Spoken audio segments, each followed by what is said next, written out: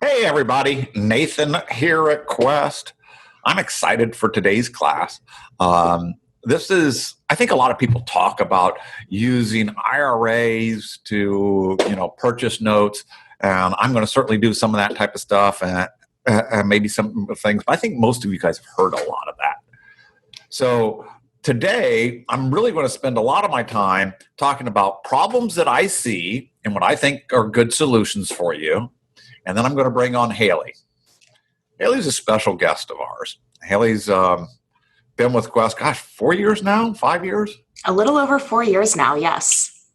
She came to us with a wealth of experience. She grew up all about notes from her father. She knows a lot about that, and came to us. And at Quest, she's an IRA specialist. She also specializes in 401ks, and I've seen tons and tons and tons of deals. And what she's going to help us with is what I really think you guys want to know, which is, how do I tap into retirement accounts so I can buy notes? Where are the keys to the safe?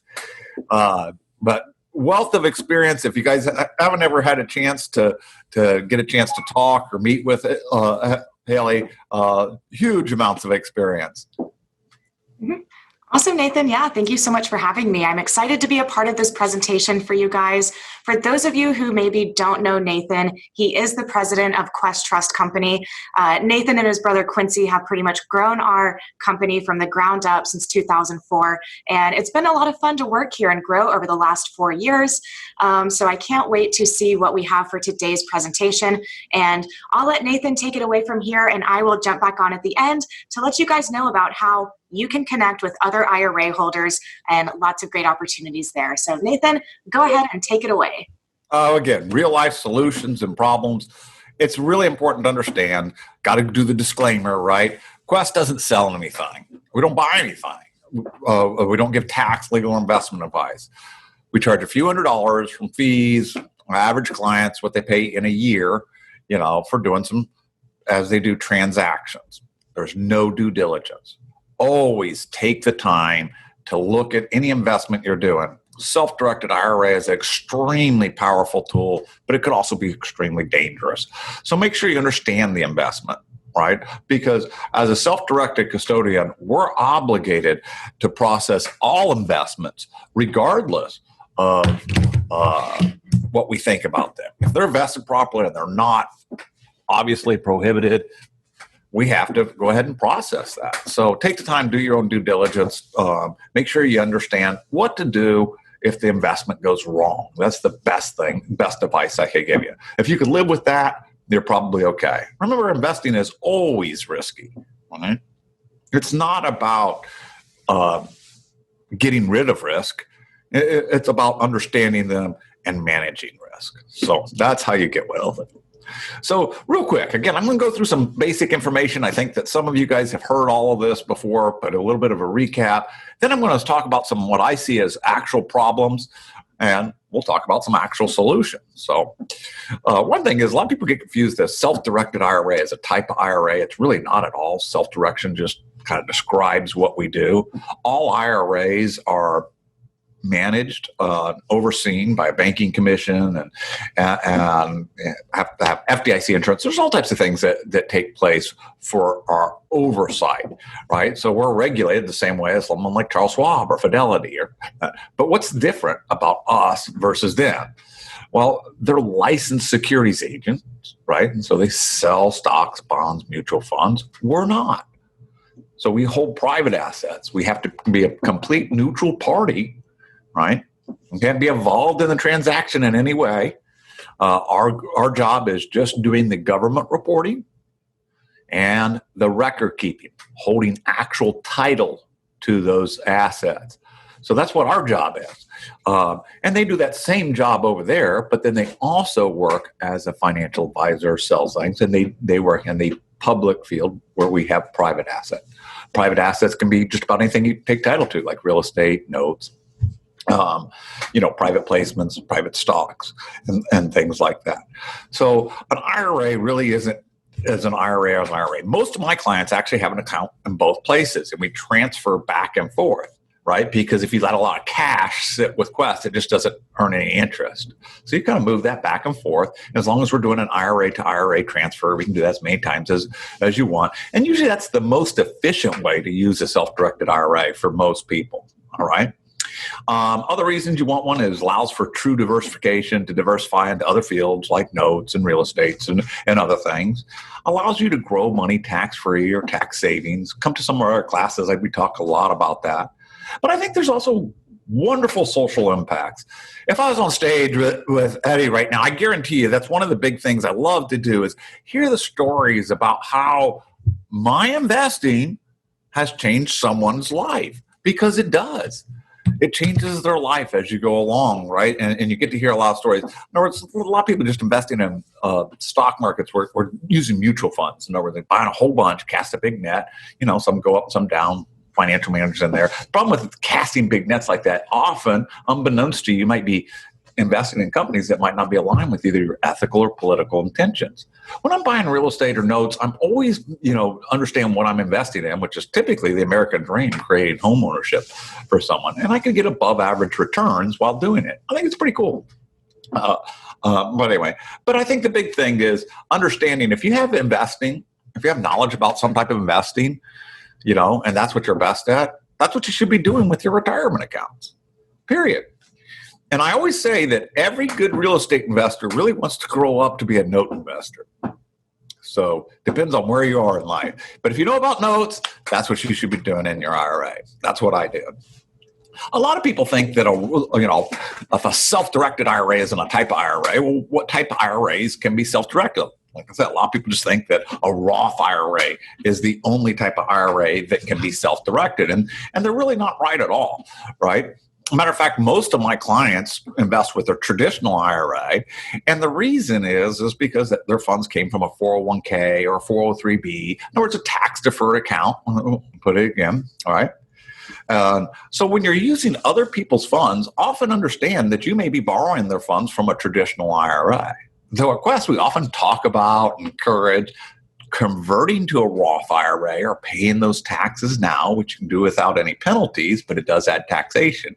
But then all your growth happens tax-free as long as you've met two requirements of being over the age of 59 and a half and have had a Roth IRA for 5 tax years. So it's pretty cool, especially if you're using Eddie's programs, right? If I'm going to take someone else's money and leverage it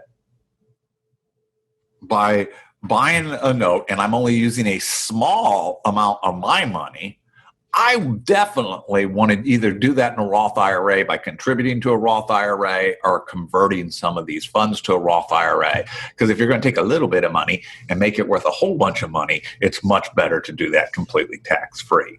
So just some information on there, but it's important to understand that traditional IRAs and Roth IRAs all can be self-directed. You can combine these two, right? In addition to that, we have employer plans that can be self-directed. And it's kind of interesting with the rest of her titles. Haley is also a 401k expert. She just is completing her 2 years worth of training about that. And solo 401ks are very powerful for advanced investors that know how to use them. They're also can be very dangerous, and there are a lot of bad information out there about them. You must legitimize them and do stuff. Guys, education at Quest is free. If you have a solo 401k and you feel that you may not have gotten all the education you need in order to be able to operate it, just one of the people you can talk to is Haley at Quest about 401k questions. And even if she can't get to you, because Haley is kind of the face of Quest, she does a lot of marketing, and so she's often recording, just ask for one of our 401k experts like Rebecca or Juan, and they'll get you in it. And just to make sure that your 401k is properly legitimized and stuff. But we do see a lot of SEP IRAs, some simple IRAs, not as much. And like I said, we use a lot of individual 401ks, especially for debt leverage type of investments with real estate. It works really well. But some of you may not have heard or have thought about or used a specialty account to do some of these investments. I think that these are probably some of the most important wealth building tools in today's arsenal, right? Especially the health savings account. Health savings accounts are so powerful, right? They're so flexible. You can use them for today's expenses and also save for the future. Don't get them confused with those flexible spending accounts where you had to like use it up by the end of the year or something like that. It grows tax-free year after year after year, and you can invest with it. Yes, I can take my health savings account, the one that you got from work, that's with your high deductible plan that you got at work, right? That health savings account for years, you probably didn't even know you could be using that funds to be able to buy and sell notes, but you can. Or Coverdell education accounts for your minor children. Look at our classes about those. Again, classes are all free, but learn about doing this with health savings account. It's probably one of the most powerful tools you'll ever have once you understand it. And if you go to this class, you'll be going like, wow, I wish someone would have told me that a long time ago. Well, here's just a little fun fact to throw it off to tantalize you about it. One time in your life, you can fund your health savings account from your traditional IRA or SEP IRA, one of those tax-deferred accounts, up to the contribution limit. So it has a limit to it. But you can move money from a tax-deferred account to a tax-free account. From an account you can't use until you're 59 and a house to an account you can use right now. And that movement is not free. And they're extremely versatile on what is a qualified distribution. Distributions are qualified for you and your spouse and your dependents, even if they're not on your tax returns, and you can pick up expenses from years previous past. Phenomenal and powerful way to invest. Same with Coverdell's. It's a fun way to involve your family and friends. In my family, we often will take minor children, and we'll start learning that investing at a very early age by giving them small amounts of money and showing them how it works. Which really leads me to probably one of the most important things that I'm going to tell you about how to find money, which is if you learn how to partner IRAs together, it becomes so helpful for the person whose money you're using and for the persons whose using their money. And what do I mean by partnering together? I'll talk for a second, and you probably have heard that IRAs can have disqualified persons. You're disqualified to your IRA, but that doesn't keep them from partnering together. You can take your IRA and your wife's IRA, your son's IRA, your nephew's Coverdell, your health savings account, and you can all put them into one transaction or do one loan with them, right? As long as the funds come up, they split up equally according to their percentages of ownership. This is super powerful. Let me tell you why. If you're looking for money and you go and talk to somebody about using their retirement account and you pull in a specialist, right, an IRA specialist from Quest, when they talk to them, they're going to discover some things. They're going to find out that they don't just have that traditional IRA, they have the Roth IRA, the health savings account, the this, the that. We're going to figure out all the different types of accounts that they have that are growing tax deferred. And as you introduce an investment in that, rather than you're talking to one person, you start to actually talk to a family, right? And you start to bring in concepts of generational wealth. It elevates you just inherently to a different level. And some of these things, you got to understand, when you find a person that's willing to invest with you, typically they'll continue to invest with you over and over and over again for the rest of their life. And so if they bring in their family, it's almost like you're recruiting future money for yourself by doing that. Let's flip the switch. Okay, let's talk about it from my perspective. I'm the guy with the money. What's my benefit from partnering up like this? Well, one thing is I can pick up these little accounts, maybe like my health savings account and some other things, and I can let them ride on the coattails of a larger account and allowing them to get that higher interest, where it might be very difficult to get that type of higher interest with a $5,000 or $10,000 amount. But the other thing is it looks back to bringing the family back together. My son works for me at Quest. I think he's bright. I might be a little bit partial. He's very well versed on investments. He shares in our family investments, and he was just like that when he was 18 years old. No, that's not true. You should have seen the kid at 18.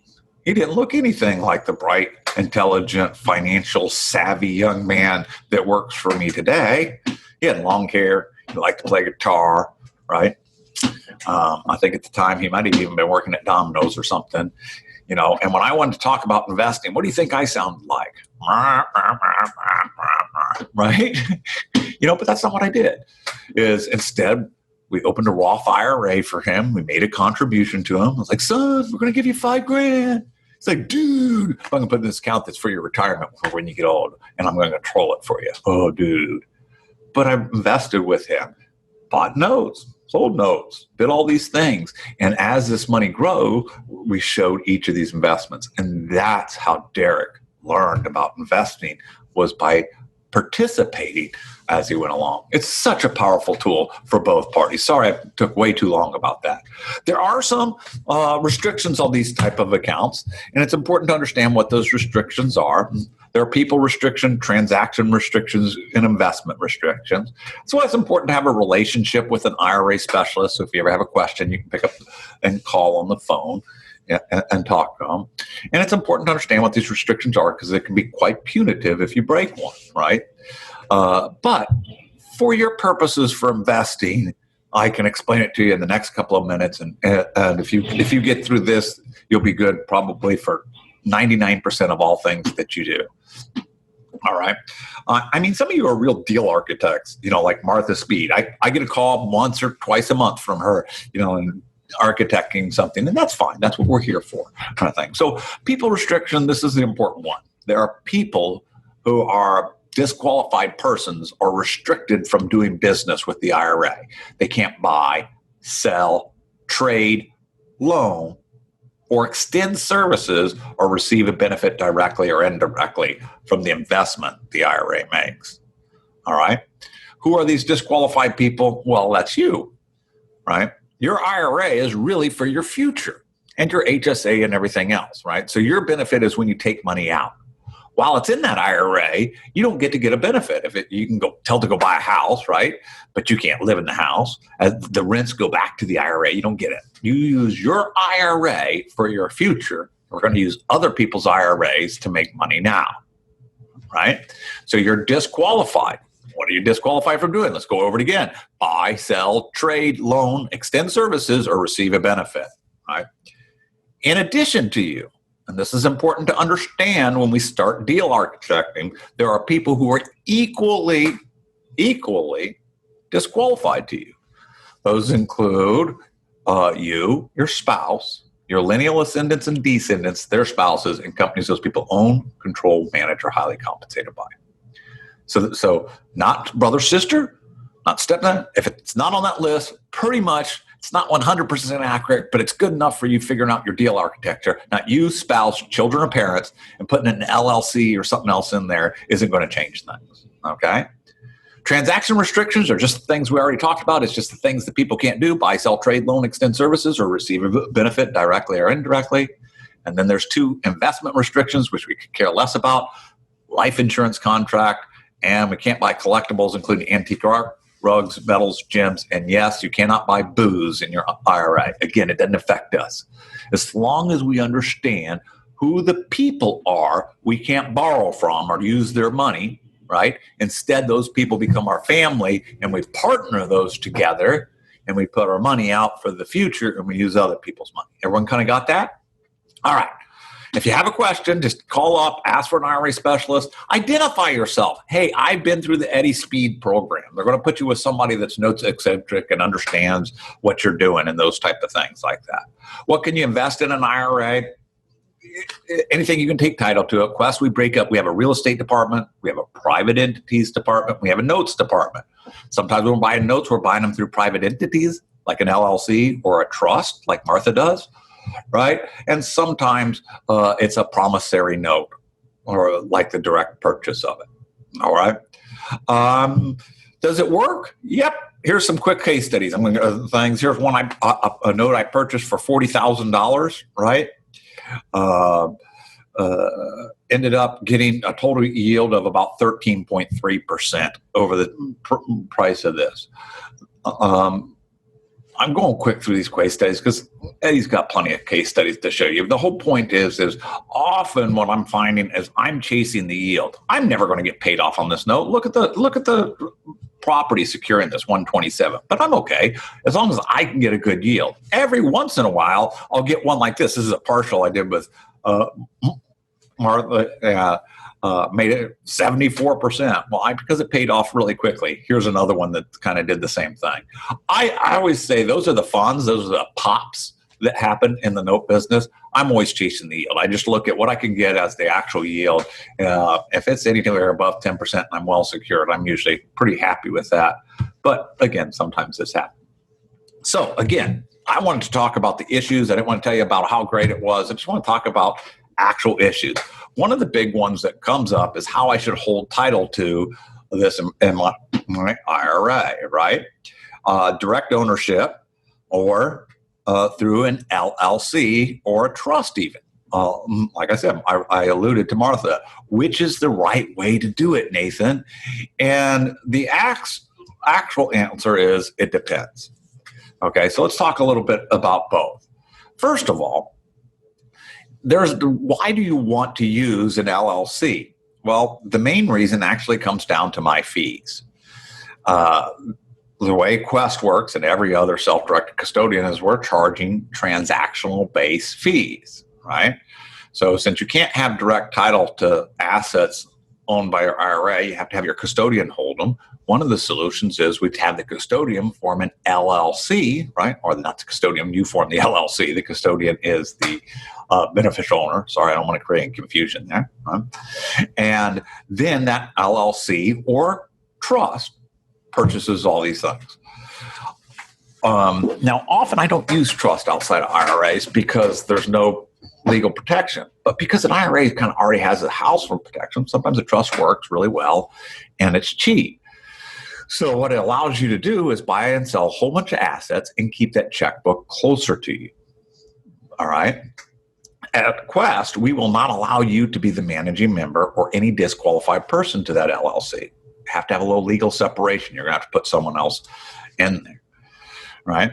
So why should not everybody use an LLC? Because a lot of people aren't doing very many transactions. Martha definitely needs to have an LLC or trust in there. She does 100 transactions in a year, and she's partnering all these different accounts together to do it. A lot of people might just be putting their money out, and they may have 2 or 3 or 4 transactions in a year. You know, it's like, why would you drive a Mack truck when you can get there in a Volkswagen? Right? To buy a loaf of bread or something. I don't need a Mack truck to haul my loaf of bread. So if you're not doing enough transactions, for most people, it's easier just to pay the IRA fees. They're usually not that high. You know, remember, it's going to cost you money to form a trust or an LLC. Now, here's something else I would tell you about forming a trust or an LLC. If you're going to do that, I wouldn't use an out of the box or just a regular old trust of some type. I would definitely hire an attorney, one that is specifically has IRA knowledge. Right, Eddie could lead you to a few of those, and have them draft it, because there's special requirements that need to go in there, especially for additional fundings and when you go to shut that trust down. So it's a little bit more complicated because it's an IRA. So again, there's some expenses in there that you'll have to calculate, and those expenses should be paid for your IRA. And once again, you should not be the managing member of your LLC. That goes back to those disqualified people. Remember I said, who are the disqualified people to the IRA? You, your spouse, your lineal ascendants and descendants, their spouses, and who else? Companies those people own, control, manage, or highly compensated by. So make sure that if you do form an LLC or trust, you're getting that extra protection by putting in someone in there that understands a little bit better, you know, like that's going to hold the checkbook and do those type of things, and have it drafted by one of those attorneys I was talking about. A lot of people ask, hey, can I do the collections and self-servicing? And when you're doing it, I don't think you should ever do collections possible, honestly. I think that if you can hire someone to do something for you, they'll probably do it better, and it gives you some distance. I don't think you should work your investment so hard. That's just my personal opinion, right? But when you're doing it with the IRA, it can be seen as you're doing a service to your IRA. And remember, you can't ever touch the money. So it's not like you can put it in an account that you can control and then put it in your IRA. You have to always have it going directly to them. Now our systems are really robust. We have systems where it's really easy for people to get online and make payments to us. And it'll even divide it up to all the different IRAs automatically and all those type of things like that. So often you don't need anything if you're just doing one or two notes like that. But I just like the idea of using a note servicer, especially if I'm buying and purchasing notes. I'm pretty sure that Eddie would agree with me on that. Here's a topic I need to talk about, and I think it's really, really important for people to understand, is there is a difference between self-directed IRAs and an IRA with Charles Schwab or something like that. See, one of the requirements we have, or one of our duties as an IRA custodian, is to report at the end of the year to Uncle Sam what the value is of your account. And there's been pressure over the last years from a federal level for self-directed companies to get very serious about the valuations. All right. They want to really know what's in there. We're lucky. We're regulated through the state of Texas, and they've allowed us to go into what I call a soft value and a hard value. In other words, if it's a soft value, that just means that it's in an IRA. It's just sitting there. I didn't take a distribution. I didn't convert it. I didn't do anything. It's just sitting there, right? So, yeah, what it's worth is important, but it's not that important. So they allow us to, once a year, we're going to have to get a fair market value. It used to be I just had to request them, and if you kind of ignored us, no big deal. But now, not only Quest, all custodians across have this pressure for you to turn in your fair market values. So all we really need, right, is to know what you think it's worth. So once a year, you're going to have to take your assets that are in your self-directed IRA, tell us what each note is worth, right? And they ask for some type of documentation. What is documentation? That can be really simple. An amortization showing how much the note paid down. It could be even as simple as a letter from you saying that I purchased this at a 60% discount. I've gotten 11 payments over the course of the year, and I still and so I feel that it's still worth about 60% of what I purchased it from. Very simple, any form of documentation. Most people can get through their fair market valuations once a year with a 5 to 6 minute phone call, and we'll walk you through an app that you can do on your phone or do it on the computer. A little bit of a pain in the butt, but not too much. Some companies are making this very, very strenuous because of the pressure that the banking commissions have been putting on them, right? And of course, this is coming from the regular banking institutions. I'm sure, they're feeling threatened by us a bit. All right.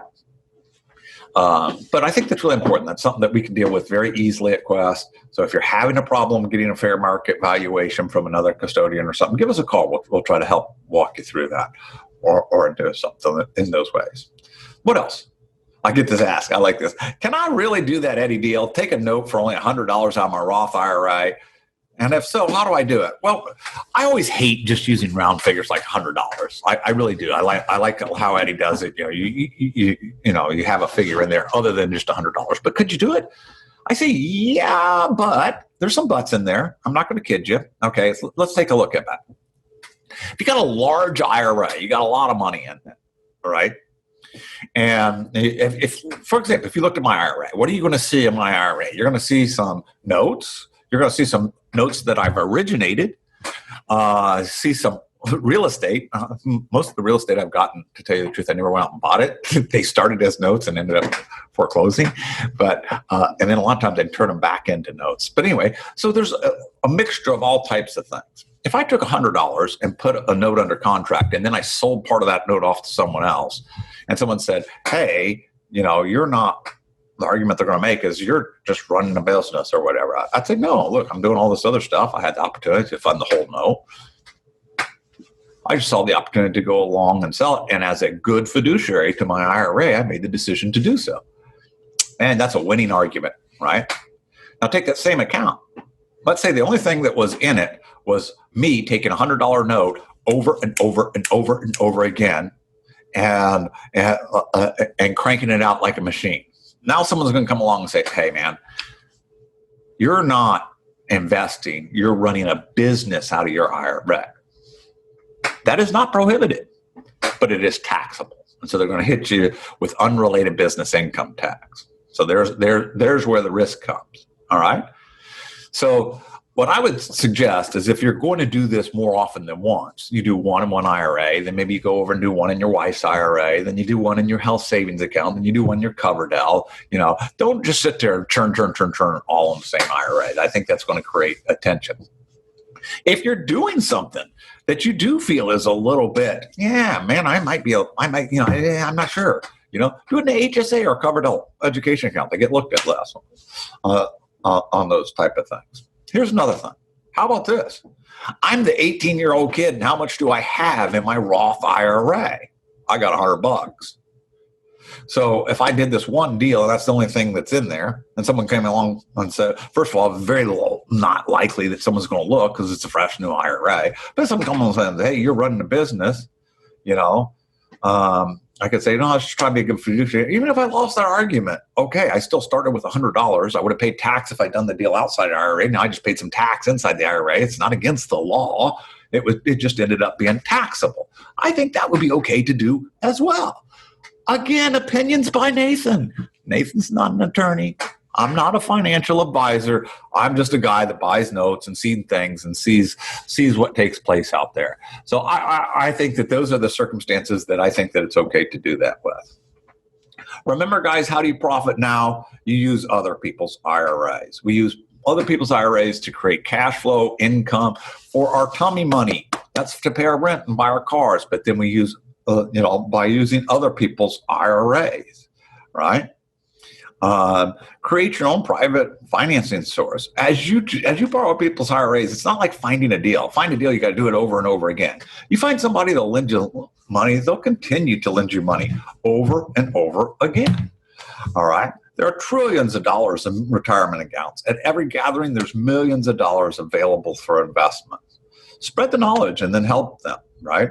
Involve a person to help you explain it to them so that they feel comfortable. Remember, Quest are always neutral third parties that add a lot of value to what you do. So use OPI for your money now for today, and use your IRA and your family's IRAs to meet your needs for the future. So here it is. Hey, Haley, this is why I get to turn it over to you, because they're all going to ask the same thing. Because I'm looking at it. Okay, here it is. What is this? $367 million is sitting at cash at Quest, earning no interest. I have more clients looking for investments than I've ever had before. Myself, I have more personal money. Every one of my friends I talk to has money out there. Man, how do I get keys to the safe, Haley? Yes. So it's a great question. And you are so correct that we get this question all the time. People say, well, this is awesome. This is great. But how do I find these people with IRAs? And to be honest, there are, like Nathan was saying, trillions of dollars in American retirement accounts. In my opinion, it's all about having the right tools and knowledge on your end. Go out there, set up a consultation with one of our IRA specialists, and we can actually walk you through maybe how to introduce the conversation of how to utilize other people's IRAs as private funding for your deals. So you'll see this first bullet point here says, don't limit yourself to Quest clients. So as Nathan was saying, we have $300 and something million in undirected cash every single day whenever we close our doors. Now, self-directed IRAs are only 2% of all of the retirement money out there in America. And Quest is only one of several self-directed IRA companies. So if you do the math, there is so much money out there that is waiting to be utilized, but it's really just waiting for you to go out there and start having the right conversation. I know one thing that we always kind of like to talk about in our classes is, if you're going out there, you're building your network, you're building rapport, ask people, do you have an IRA? Did you know that you could use these funds to either be a private lender or invest passively into other people's deals? At that point, it's really up to you as the real estate investor to build the rapport, show your credibility, maybe have a deal book, maybe have something like references that you can show to these, potential people that might be investing with you. But I always tell people, your role is to go out there, start the conversation, build the rapport, build the network, but know when to bring Quest into the conversation. You don't have to know everything that an IRA specialist knows, but you do want to know a basic overview of how the process works. So you do sound credible as you're going out there and you're having these conversations with people. Again, reach out to an IRA specialist. We can kind of walk you through the process of how it works, show you step by step. And then we can also be a good one-on-one point of contact with you once you find these people, once you're working with someone that wants to learn more about how they could use their IRA to safely and passively invest with you. Bring us into the conversation. And like Nathan was saying, Quest is always neutral. We're never here to sell your investment or to push an investment on someone.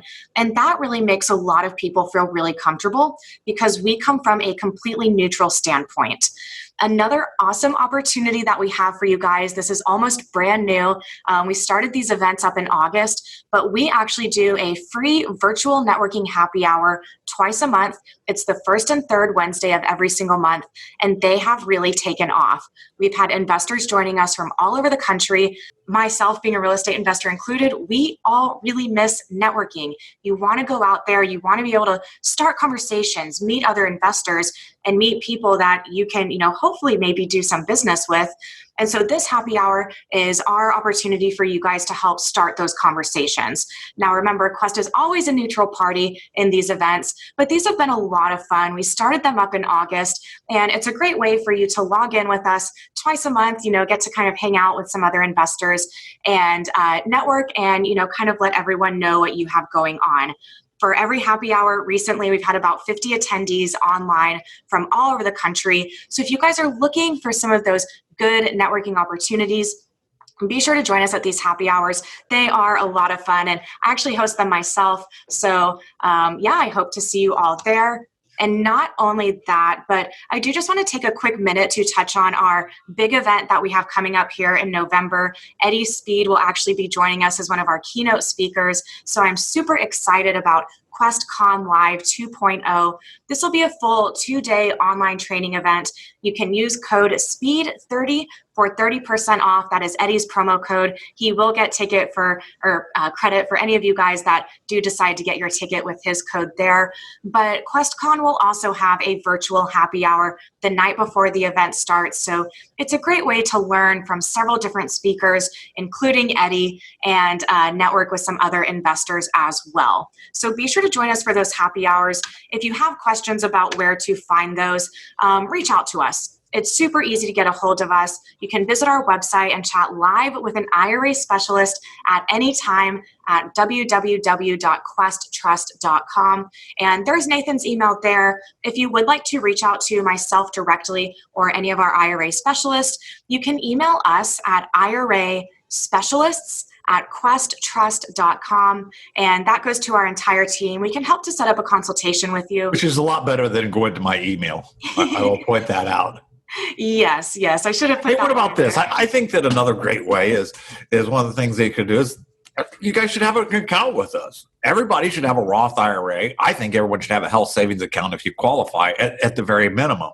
Open an account, even if you just set it up and put $100 in it, and just wait for that opportunity to do one of those deals. It's worth doing. It helps you to introduce yourself to an IRA specialist. It helps, have that contact and those type of things in there. Also, if you have an account with somebody else, we have some specials where we'll move you over into our Gold Family Plan for a period of 6 months to try us out if you're transferring over accounts. So in other words, you get everything for free for a while if you're going to transfer us out. Give us that website or that email again. Yeah, so if you want to reach out directly to our IRA specialists, that email is IRA specialists with an S on the end at questtrust.com. That email goes to myself, it goes to Derek, it goes to our other IRA and solo 401k experts. So it's a great way to get a hold of us. And don't forget, we have that live chat feature through our website. This is really awesome. I'm actually on the chat a couple of times a week, so you might get the chance to chat with me. Yeah, those are actually handled by IRA specialists. Mm-hmm. Hey, what about this? I've heard Eddie probably talked about this already, but going to the public records and because they're talking a lot on here about burned out renters. We have a lot of people that are burned out renters as our clients. How do you find them? Go to the public records and look for Quest. Remember, when we vest deeds of trust, or if we vest a title, it's Quest for the benefit of John Doe IRA 1, 2, 3, 4, 5. So go to any type of public records thing. Try to look those up. Send a letter off to them. That's one way that you can also reach out to our clients. Mm-hmm, exactly. And I really just cannot stress enough, don't limit yourself to the people that already know about self-directed IRAs, because saving for retirement in America is a big problem. Most Americans do not have enough saved, and most people are looking for alternative investment options. They just don't know that this option is out there. So the more that you go out there, the more that you start the conversations, know how it works, build the rapport, bring Quest in whenever it's time for the conversation to maybe take it to the next level a little bit. We're always here to help out no matter what step of the process you and your, private lenders or investors might be in. So reach out to us. Super easy, get a hold of us. We really pride ourselves on that. And there's all of our social medias as well. We host a lot of classes, a lot of free events. Eddie has joined us for several, and we are super excited to have him at QuestCon as well. But that's all I have, Nathan. Do you have any kind of closing thoughts for the presentation? No, just I hopefully learn something and just take advantage of our free education. Our best clients are educated clients, and so we're always happy to help with that. Thank you. Awesome. Thanks for your time, everyone. I hope you enjoyed the presentation, and reach out to us and we'll be happy to answer any questions that you have.